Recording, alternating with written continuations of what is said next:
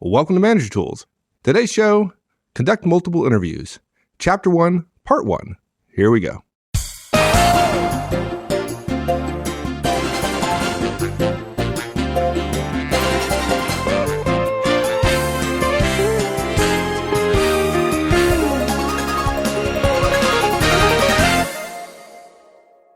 So today we're going to talk about how to interview candidates by conducting multiple interviews. But before we do that, we should talk a little bit about interviewing and the role of managers interviewing, because probably, I'm guessing interviewing is probably, well, I don't know, maybe in the top 10? 5, top 10 of things that managers do. What do you think? You agree with me? David Letterman would say top 10, but we would say top 1. We may have said it 20 times. Frank, we may have said it 50 times, but yeah, interviewing candidates effectively is the most important thing a manager does. And frankly, I suppose if we were just being marketing geeks, we would say everything is the most important thing managers do. But we have reserved interviewing, bringing on new candidates, new employees. We have reserved the interviewing process as the most important thing managers do. And frankly, when you think about it, because we haven't talked about it all that much over 5 years, I think some people have probably been surprised. But we say it, we mean it. The most important thing you can do, folks, when it comes to being a manager is hiring the right people. Yeah, and here's the problem, though. And you call it the Christmas rule. I run into Christmas every time, right? Christmas is terribly important to us, right? We want to treat folks well. We want to take care of folks. The problem is we only do it once a year. We don't do it very often. So we get no practice, or the practice we get is spread out, in little events over the course of decades. And so we stink at it. And interviewing is kind of like that. You can go years without interviewing somebody, and then all of a sudden you have to interview and you stink at it. Yeah. Yeah. And it unfortunately, when you think about it, ask yourself, of the companies that we know, the places we've been, Mike, I mean, there are places that teach management behaviors, management skills. There are places who teach communication skills, maybe even leadership skills. But how many of them have ever mentioned to us? Do you remember a single instance in the last 5 years, and I can go back further, 15 years even, that a company actually mentioned they trained specifically and directly on how to interview somebody? No. Last time I saw that was 20 years ago. Yeah. It really is surprising to me. And I've said it before on the air.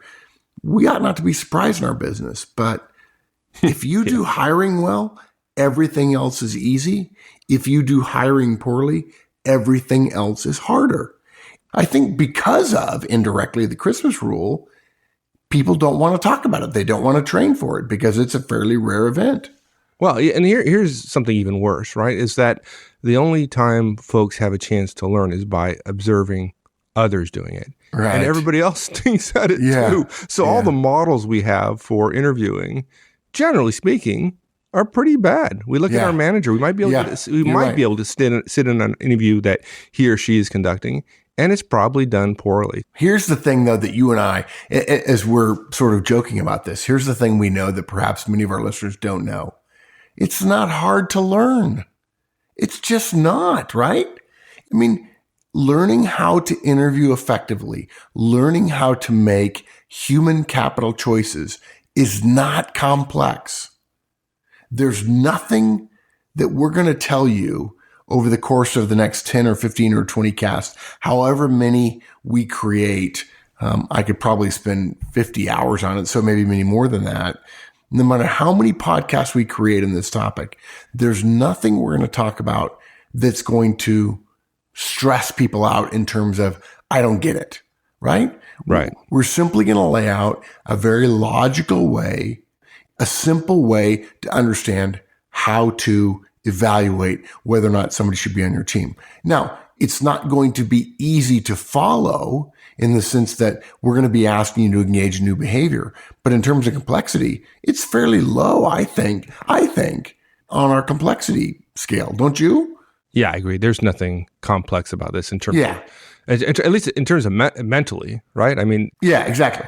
Simple to understand. Simple to understand. And it just takes a little bit of discipline and planning ahead, and you'll just do fine. So this interviewing poorly is about as bad a thing as you can do. If it's the most important thing you do as a manager and you do it poorly, and people, it's a bad thing. So I hope we've beaten that horse dead. Yeah, it's like, I'd like you to be tall. Unfortunately, you're very short. Right. And there's not a lot you can do to overcome that. Yeah. But we can overcome The Christmas rule combined with the value of the thing just makes it a really, really dangerous thing. And let me do something I rarely do, but I should have done a long time ago. Let me apologize that we haven't done more on how to interview, how to be a great interviewer over the course of the last 5 years. We've got many, many casts to deliver on this topic. It's an important topic. When you get done listening to all of our casts on all this stuff, you're going to feel good. You're going to feel confident. You're going to feel like, I'm going to feel good when I make a go or no-go decision that I've made the right one. And that's really why we're here. Good. Okay. So we're on like chapter 1 of a zillion chapters on this stuff. Yeah, we really are. So what are the things we're going to cover in chapter 1? Yeah. I think it'll surprise people to hear that we want them to conduct multiple interviews, even if they're interviewing their best friend. I mean, really, if you've known your best friend for years and you're certain he or she is sharp and professional and effective and a good match for your organization, for the culture of your organization, we still recommend you conduct multiple interviews because interviewing is hard. And the more time you spend, the more likely you are to feel confident about whatever decision you make, good or bad. So we have 7 recommendations in this cast. Mike, I can't imagine we're going to get to all of them in one cast, but you never know. Depends on how fast I talk, I suppose. But let me just go through them really quickly. First of all, every single one of our casts in the How to Interview series is going to start with this first point, which is interviewing is the most important activity of effective managers. And look, there are a couple of simple reasons for that, folks. The quality of your people is the most valuable discriminator that an organization has. It's simple. If your people are notably better than another organization's people, all things being equal, which they never are, but to some degree, those things tend to even out because strategy might be better in one place, but tactics might be better in someplace else. HR might be better in one place, but logistics might be better in someplace else. All things being equal, the quality of the people in the organization is going to be the most likely discriminator or lever, if you will, in terms of that company's success. Okay. But if you think about that for just a moment, folks, you've got to agree quality of people is based on 2 simple factors: the quality of the raw material we bring in and how well we develop those people, right? If we bring in low quality people, we're going to have to work really, really hard to develop them to get them to the level that we want them to be. If we bring in high quality people and then we also develop the stuffing out of them, we're going to be hard to beat. And that's why that gatekeeping function that managers have of choosing the right person, separate from development, which is obviously addressed by many other casts that we have. If you choose the right people, which boils down to who do you give an offer to and who do you not give an offer to, you're going to be much better off than the manager who is not good at this most important process. That's number 1. Then for this cast, we want to go through a few other points. First of all, Horstman's risk assessment. We shared I think a couple of years ago, something called Horstman's wager about how individuals approach being interviewed. But there's also a 2x2 matrix that applies to how do we think about whom should we hire and why should we hire that person. We'll walk through that. And then we have some very prescriptive, very specific, very simple to follow, at least intellectually, recommendations. Point 3 is we recommend you interview every single candidate who's going to be a direct of yours, at least 3 times at a minimum. And if any one of you wanted to write to me and tell me I did that 5 times, I will pat you on the back for doing it. 3 times is the absolute minimum. And we'll explain why. The first interview, this is point number 4, the first interview is always a phone screen. And the reason for that is very, very easy. It saves you a bunch of time and money. The second interview has got to be a face-to-face interview with you. Okay? You've got to interview people face-to-face. The third interview, this is point 6, is also face-to-face. And this is where you address your concerns from the first interview and also expand it a little more broadly, because most people don't accomplish as much as they want in their first interview. And then our last point in this cast, and it's one of a number of casts about how to interview people, is these recommendations for 3 interviews. It's only 3 interviews with the hiring manager.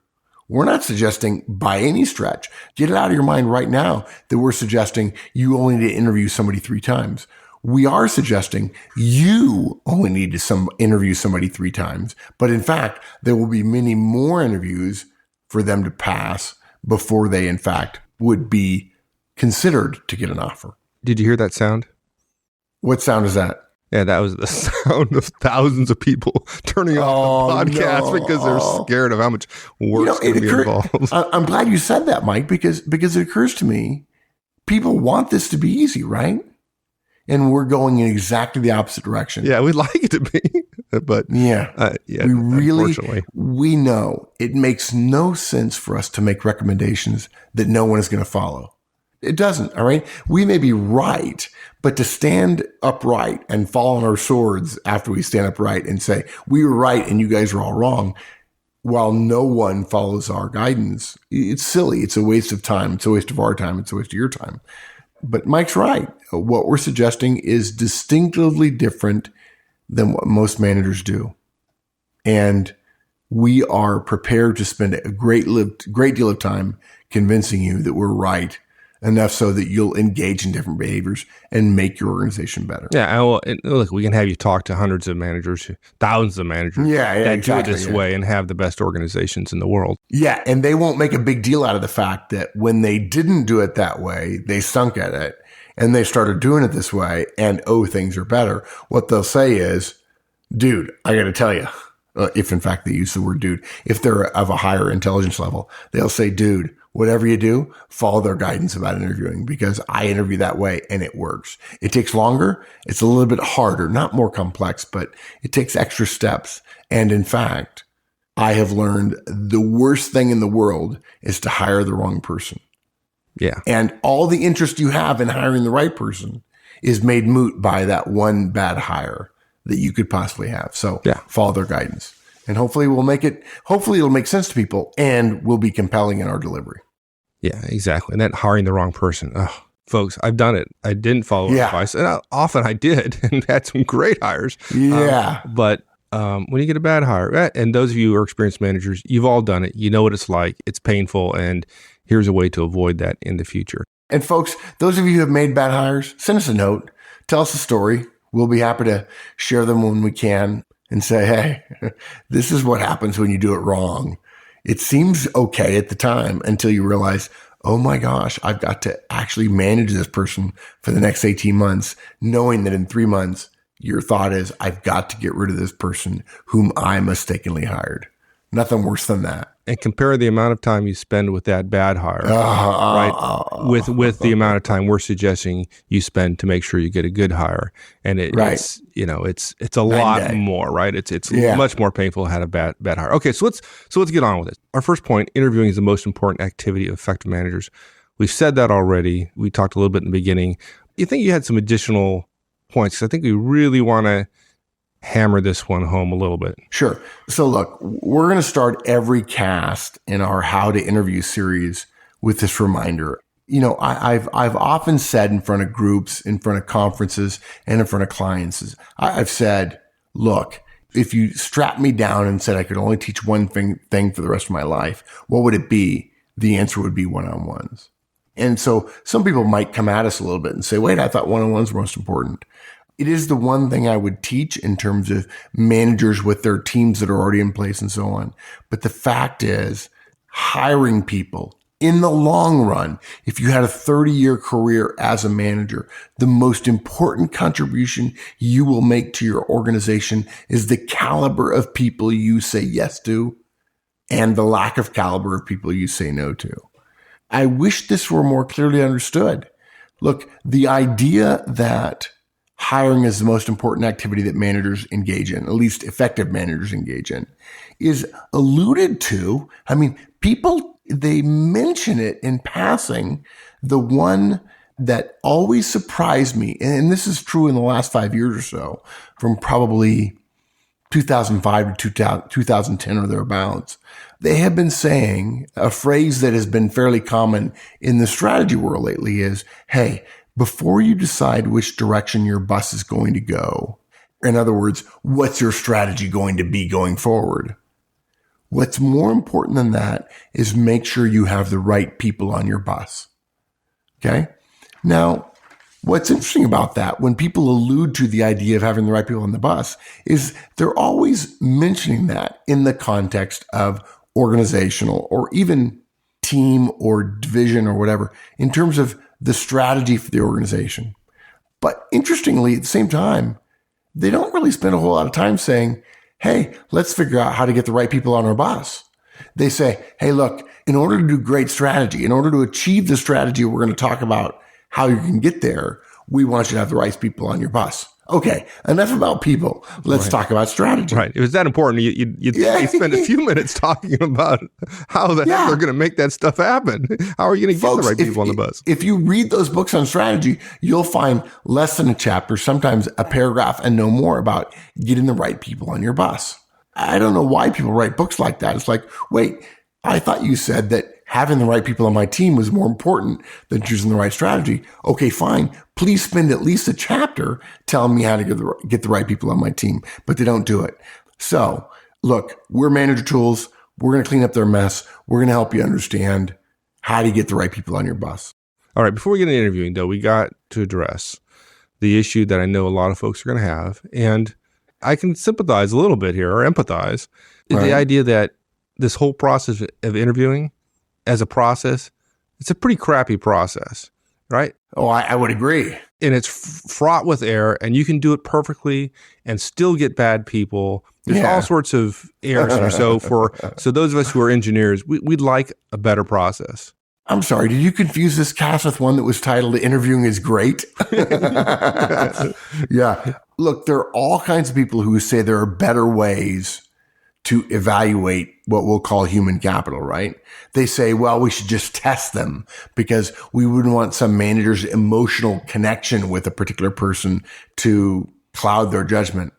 Look, folks, no offense. If you're dealing with two people, two professionals, two people who've never met, two people who are best friends, if you're going to expect their emotions not to cloud their, quote, judgment, unquote, you are smoking crack. Human beings use emotion as a part of a complex set of thought processes in order to determine what they're going to do. The reason the word emotion and motion are so closely related is because human beings do things not because of what they think, listen up, you high seas, but because of how they feel about what they think.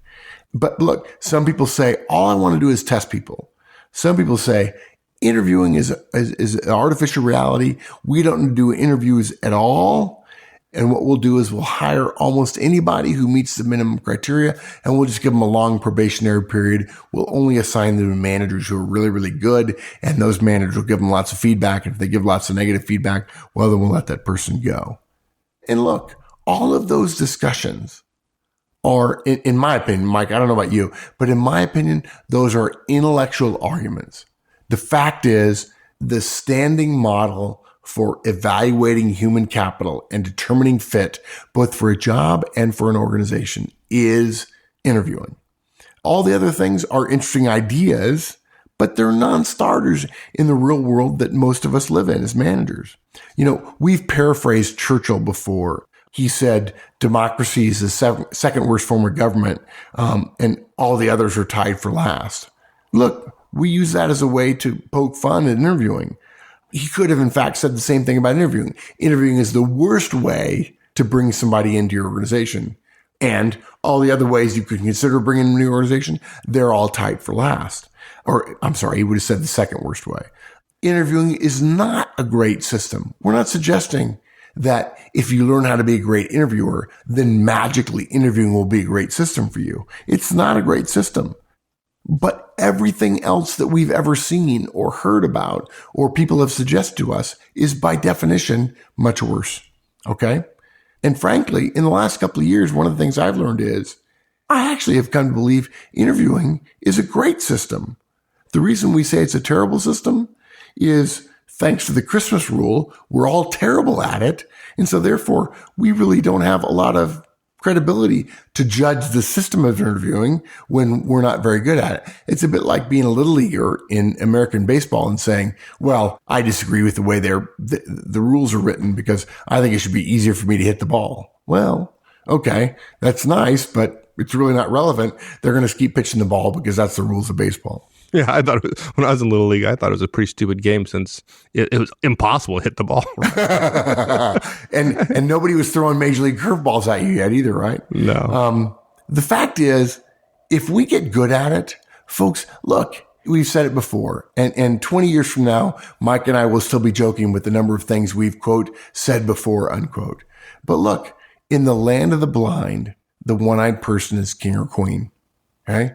The average manager doesn't work hard enough at developing relationships, at providing performance communications, and asking for more, and pushing responsibilities down to the lowest level. And for those of you who've been listening for a while, you know I just essentially paralleled or mirrored the whole idea of the management trinity: one-on-ones, feedback, coaching, and delegation.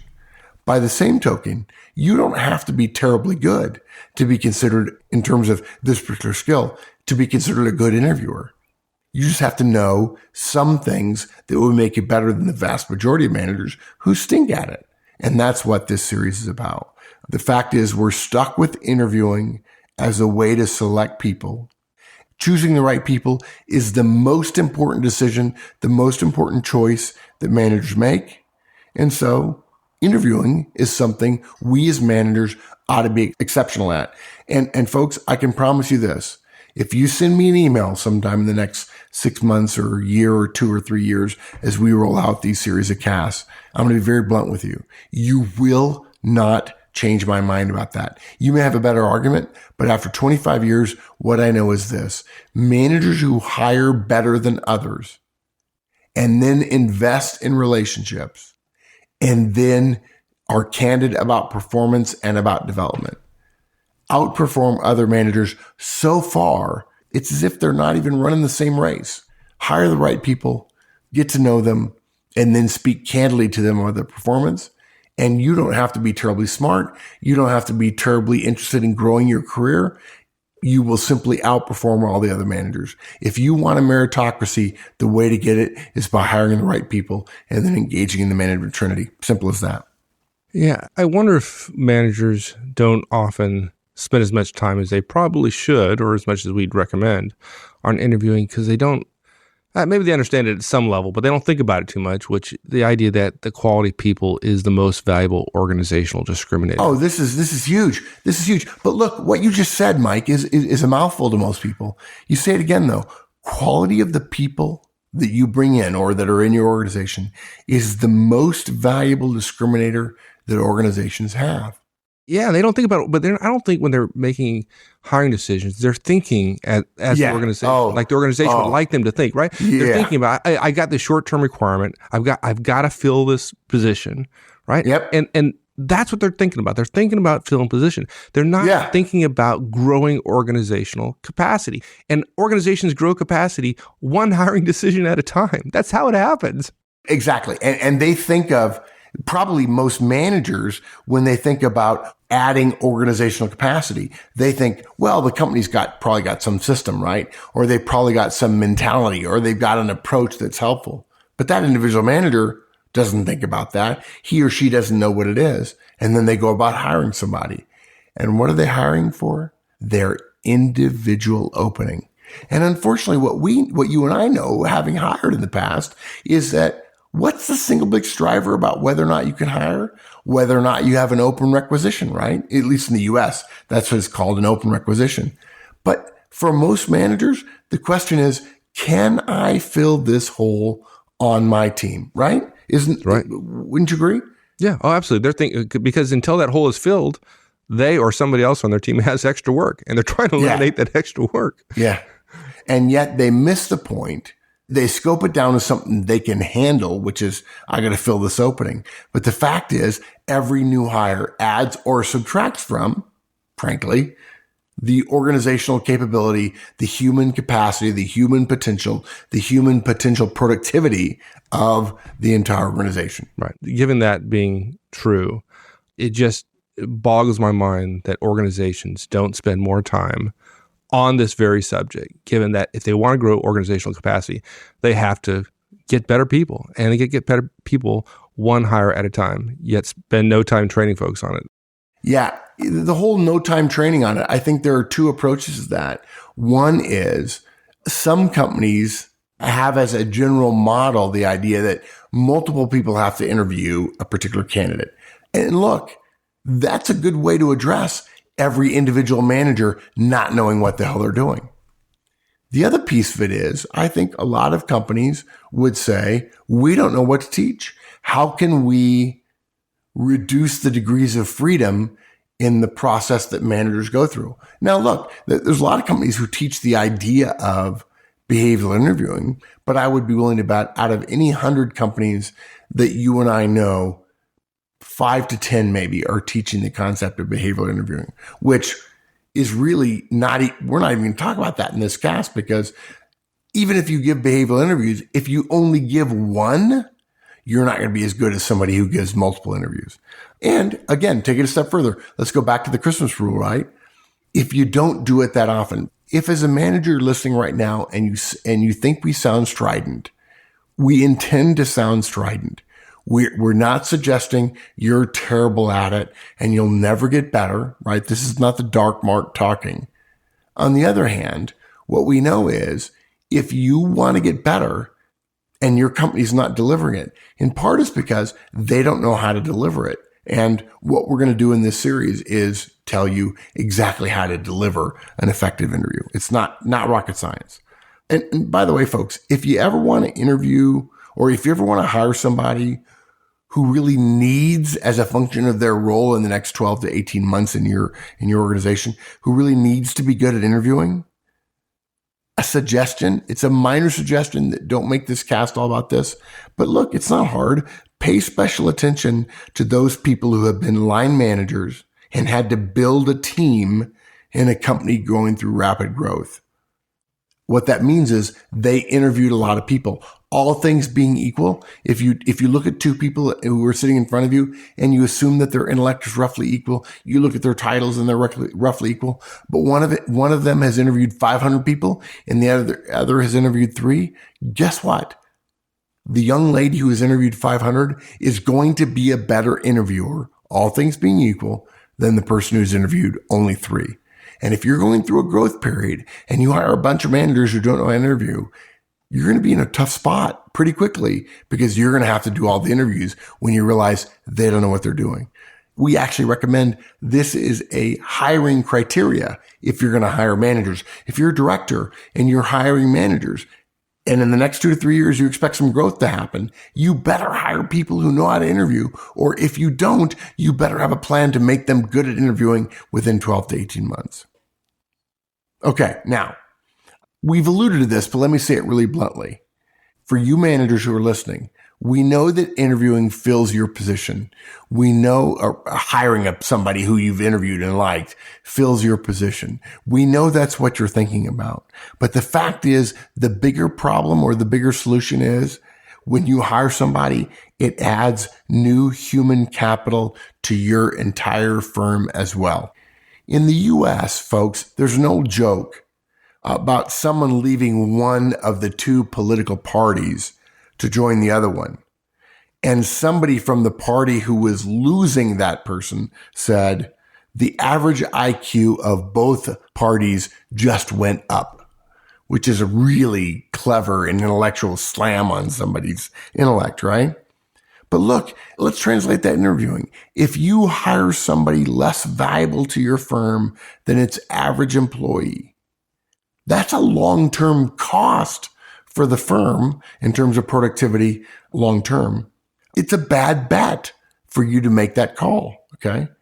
On the other hand, if you raise the bar which, by the way, was the title, I think, of our very first cast about interviewing and hiring. If you raise the bar by saying, I'll only take somebody who's really, really a step or notch above, if you hire above the norm, you're going to help the organization. Certainly it will help your team in the short run, but in the long term, your organization will have more raw human capital to grow and develop, and that will be your competitive advantage. Look, most effective executives that we know would say if they had a choice between two opportunities, one that was really a great idea with some good people around it, and another one with great people and a good idea, all of the effective managers we know would choose the great people choice with the good idea rather than the great idea choice with the good people. Effective executives know that people are the one constant in all the change and growth that organizations put us through as individuals. If you have good people, things will tend to resolve themselves and work towards a positive outcome. If you have average people or people who are not effective, you will be fighting a losing battle, particularly as your industry and your marketplace gets tighter and tighter and tighter. And what do we know about many, many things in the organizational world? Relationships decay and margins decay. And if you have less effective people working for you, your margins will decay faster. People are what action things, not systems. We said it before, we'll say it again. Average people with great systems are probably likely to produce okay, maybe even slightly better than okay results. Great people, on the other hand, even if you give them crappy systems, will achieve excellence over and over and over again, because it is not systems that drive organizations, it is people. Yeah. You said earlier, I guess the second point we're going to cover here was that quality of people is based on raw material, right? So the quality of people that we hire, right, plus development. So what about the idea of, well, okay, so yeah, hiring is important, but look, I'm a smart guy, right? We got a good development program here. So even if we get average people, we could develop them into great individual contributors, great managers, great executives. Yeah, there's a couple of faults with that. Essentially what you're saying is the only two ways we have as an organization to address the quality of our people long term in the organization is either to affect the input quality, right, to hire top-notch performers, or to develop people really, really well. The problem with the idea of hiring an average or below average person and then developing them is, first of all, most managers are not good at developing people, right? I mean, Mike, how many times have we heard people say, I don't want to do one-on-ones. I don't really think I need to do feedback. They ought to know what their job is and they ought to just do it because they're a professional. How many times have we heard a 23 or 24 or 25 or maybe even 26 or even 28-year-old manager say to us, why should I have to give them feedback? They should know what their job is. Yeah, and in fact, many times it count. Yeah. And in fact, the funny thing about that is it was literally a 26-year-old manager who convinced me in a moment. I had an epiphany when she said to me, Mark, they should know what their job is, that I realized the word should and managerial behavior ought not to go together, right? That's a classic mistake that newer or fresher managers tend to make. Most managers simply don't have the skills to overcome with developmental abilities. They don't have the ability to develop their folks, particularly if those folks are average or below average. But there's another piece of it as well. Let's assume for a moment that all things are equal, that I have 100 managers in my firm and they're all roughly able to develop people as good as this other firm over here that has 100 managers working for it. Okay, fine. Maybe we think our people are pretty good and our competitor is pretty good. But why wouldn't we want to hire above average or even exceptional people and then give those people to our managers who really have very good or solid ability in terms of developing people? Why would we say, well, our managers are good at developing people, so therefore we'll hire below average people? It seems to me the only reason you would do that is because they're cheaper. But in fact, most organizations nowadays provide salary structures such that you're really not going to save a great deal of money by hiring a weak person and then relying on the developmental programs of the organization to make them better. More importantly, if I can hire somebody who scored a 40 on a test, or I can hire somebody who scored an 80 on a test, and I can pay them the same amount, why would I hire the person at 40? I never have gotten that. Okay. All right. So I had a stupid idea. I'm sorry. No. It's a good question. And look, it's really simple. If you want a shot at a world-class result, and look, frankly, folks, as professionals, we're really obligated to want that shot. Okay. You've got to do both. You've got to address that initial quality coming in, and then you've got to invest like crazy at developing the person that you bring in, whether they're high or low quality. And yet, how many managers know how to address the initial quality of people? Not many. So hopefully now we've convinced you that what all this all means is that you're going to have to learn how to interview. Yeah. And you're going to have to learn how to interview well. Right. And frankly, if they're already a manager, they have to learn how to do it well and pretty darn fast. Yeah. Well, yeah, if you're already a manager and you don't know how to do it, you better get going. Let me say something that'll probably feel like a poke in the eye to some of you. I don't mean it specifically, but it's a thought process I want you to get it's a thought experiment I want you to get your arms around. It's really simple. If you're already a manager and you don't know how to hire people, and if you don't know what it is that makes for a good hiring manager, I'll be very blunt. If nobody's trained you how to interview and how to make decisions about whom to hire, then you don't know what you're doing. If you're already a manager and you don't know what you're doing, you've already made a mistake. If you would say to Mike and I at this moment, well, Mark, I've only hired one person and she turned out great, I would say you still made a mistake because you sent her A, the wrong message, and B, you probably missed an opportunity to hire somebody even better than her simply because you didn't understand the criteria and you didn't understand the process. And look, I don't want to beat you up about that. I've been there. I did it myself. And there's a better way. And that's why we're here. Right. So we're going to end this one here. And next week, we're going to get into the nitty-gritty details. So hopefully at this point, we've convinced you this is important. You ought to be paying attention for the next number of casts that come out here over the course of the next couple of years on this important topic. And I know I've probably harangued everybody a little bit here, Mike, but let me say it again, over and over and over again. In fact, I was on a phone with a potential client earlier this week, and I said to them, if you tied me down and said you can only teach one thing for the rest of your life, what would it be? I repeated what I've said for 20 years, much to my chagrin in the beginning, and that was one-on-ones.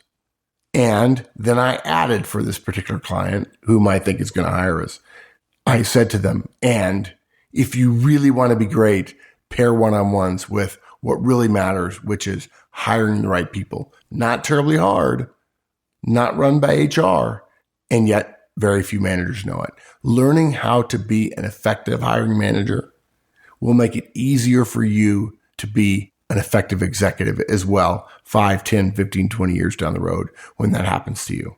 Good. All right. We'll be picking this up again shortly. Good. Thanks, my friend. Thanks, partner. Bye. Thanks, everyone. That's it for part 1 of chapter 1 of conducting multiple interviews. Yeah, and if you're confused, so am I. Anyways, part 2 is going to be next week. See you then. Bye.